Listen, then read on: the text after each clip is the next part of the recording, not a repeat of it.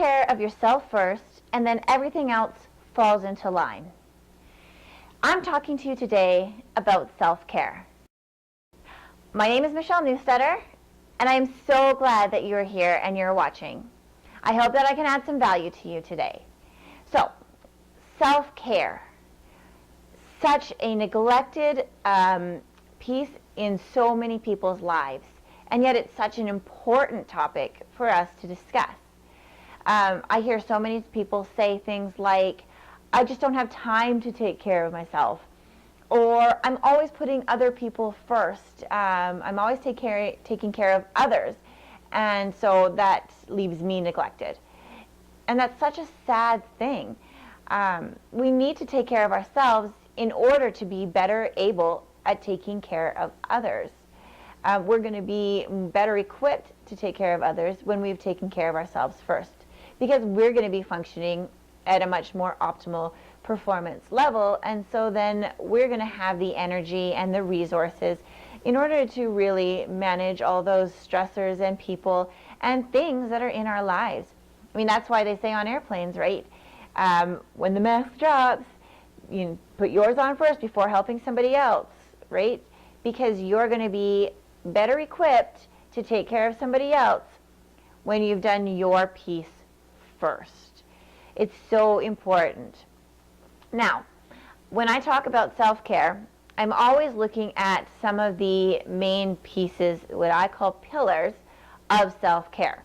So I'm just going to quickly name them. So there's our diet, nutrition and water, exercise, sleep, downtime, social supports, and how we take care of the outside of the body.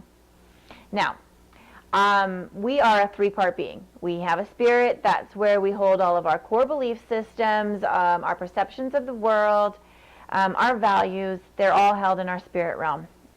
Then we have our soul or our mind realm. That's our will, our emotions. You know, when somebody says, my brain has a mind of its own, they're talking about that part of themselves. And then we have the physical body.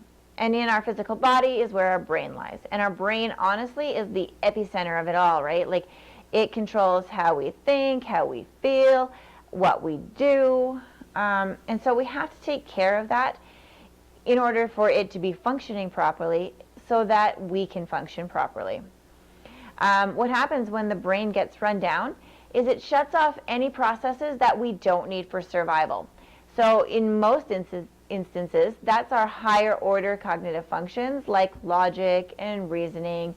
And we're left with what I call our primitive brain, which is, you know, your heart is going to keep beating and your lungs are going to keep breathing and you're going to feel hungry because what it's doing is it's trying to keep the organism alive. So within that is also our emotion center. And the reason why is because our emotions, they run our fight or flight response. And that's a part of keeping the organism alive.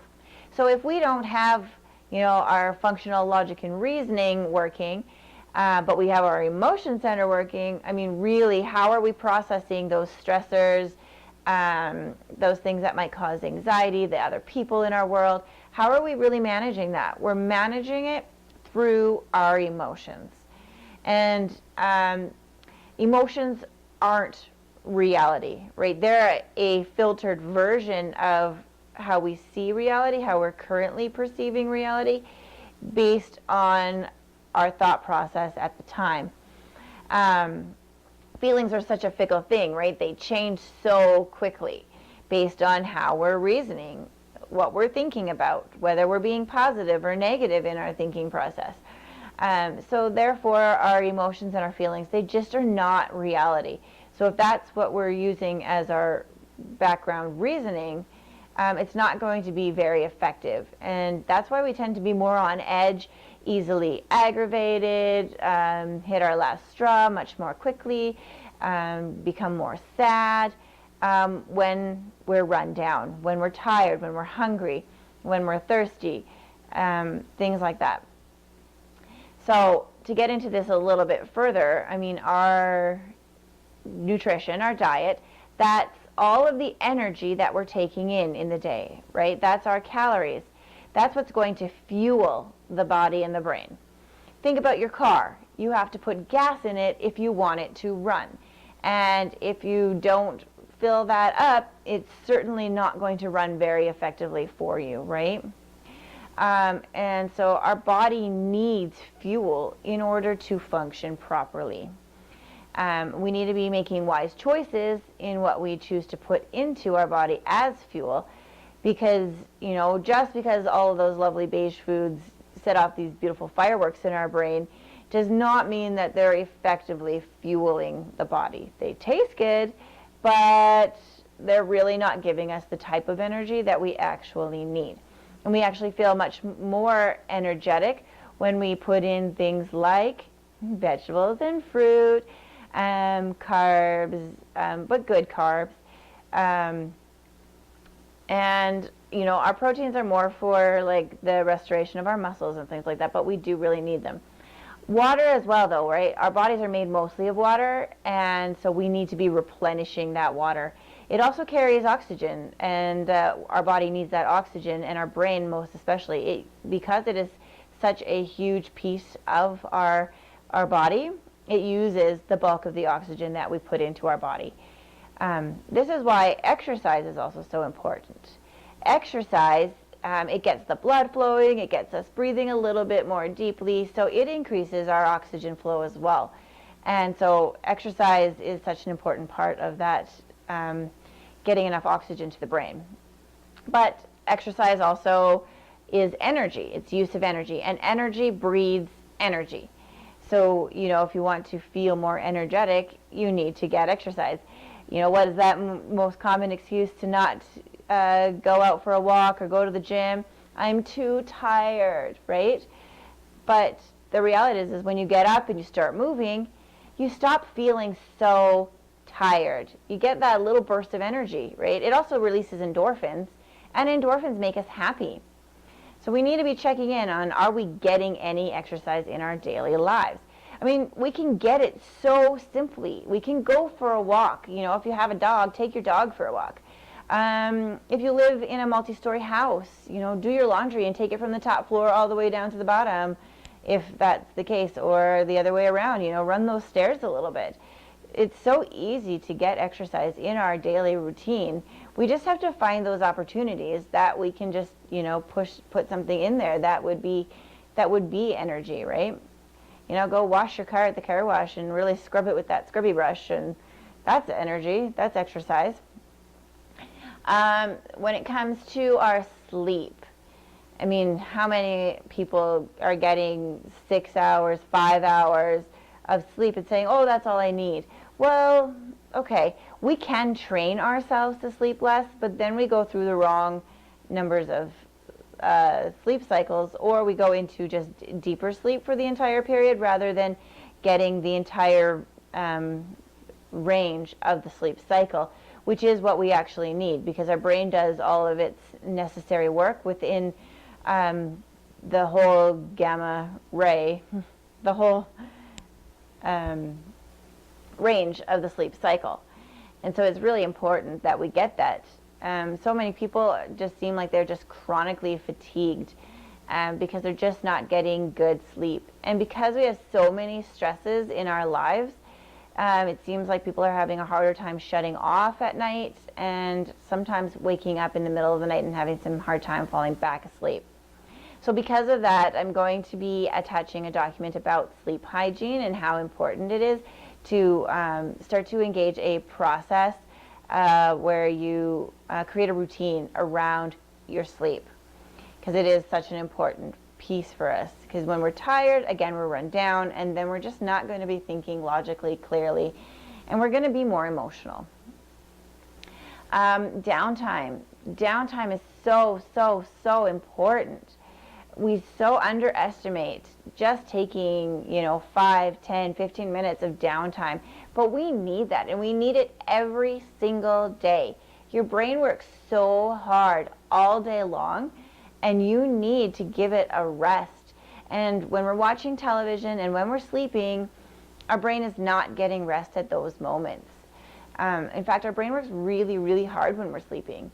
So we need to actually set aside time in our day where we are going to take care of ourselves by moving away from all those stressors of the day and doing something really positive for ourselves. And for everybody, that is going to be unique. You know, some people love to take a nice hot bath and then they can refocus and not think about what's been going on in their world. Some people like to read or do puzzles or color or walk. I know a few people who do archery or play a sport of some sort.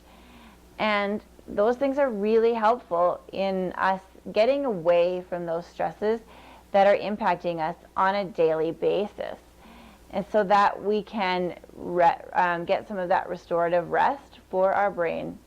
You know, have you ever been at work and you're noticing you're getting kind of groggy and you get up and you kind of walk away and then you come back and you just feel refreshed? But taking that break from that work that you were doing, you know, it gave you an opportunity to refresh and to come back with fresh eyes where you could sit down and be more productive.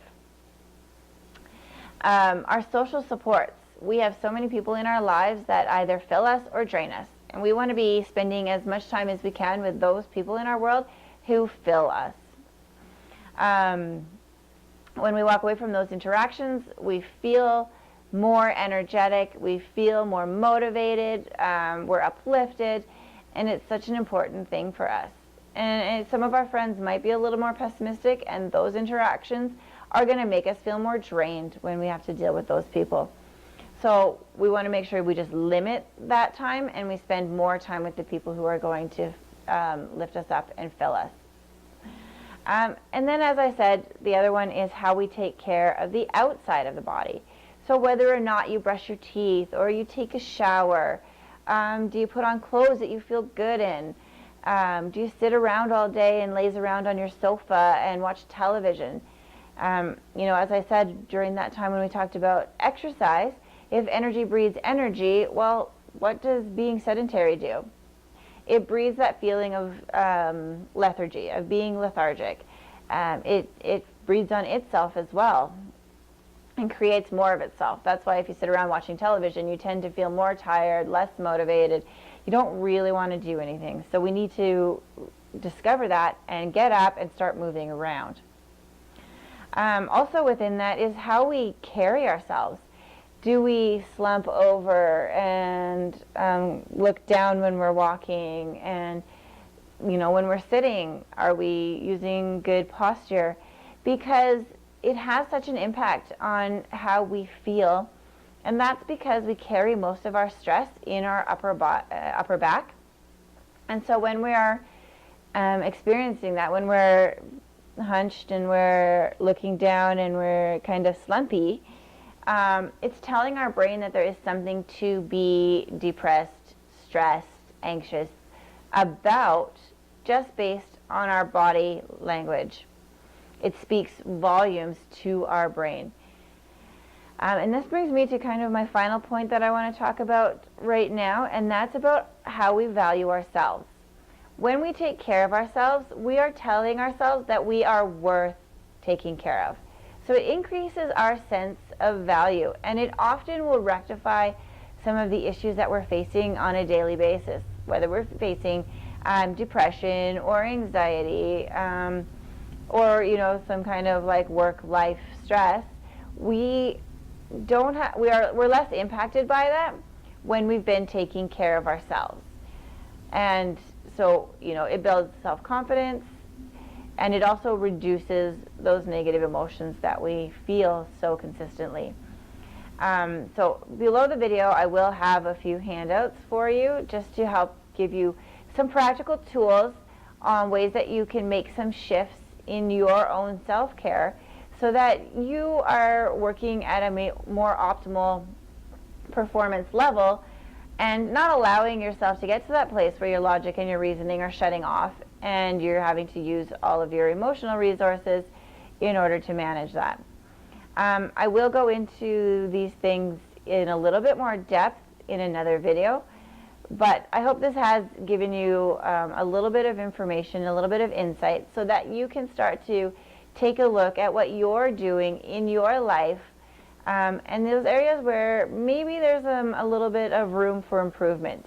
So start asking yourself some questions about what it is that you can do now that might make a little bit of a shift within your own self-care. Now remember, don't try to change too many things at once, because when we do that, we get overwhelmed. And when our mind gets overwhelmed, it basically is like, throw up your hands, fine, I'm not doing anything at all.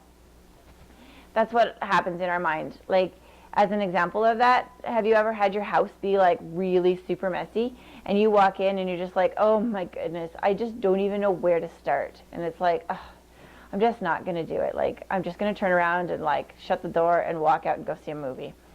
Because it's overwhelming. And when we're overwhelmed, we basically don't want to do anything at all. And that's what happens when we try to change too many things at once. And I hear that a lot too, where people have, tried and tried and tried to make all these changes in their lives. But what they've done is they've taken on too big of goals. They've tried to do too many things. And their brain just gets overwhelmed and it can't handle it. But what we can do for ourselves is we can make small incremental changes where we change like one thing, maybe two things, and we repeatedly do that until it turns into a habit, which takes at least 21 days of being consistent to build a habit. But we take just a few things, we turn that into a habit, then we add in another thing, we turn that into a habit. We keep doing those first things because they're a habit. They're not stressful to us anymore. They're not really stealing from our time because we've made time for them in our schedule. So then when we add something new, it's not overwhelming because those other things have already become habitual automatic processes. So when we add something new, then we can begin the process of turning that piece into an automatic process. All right, well, I hope I added some value to you. I hope I gave you some good information. And just take a look at the worksheets that I have available for you. And good luck on making some shifts in your daily life where you can move into that optimal method of functioning. Have a great day.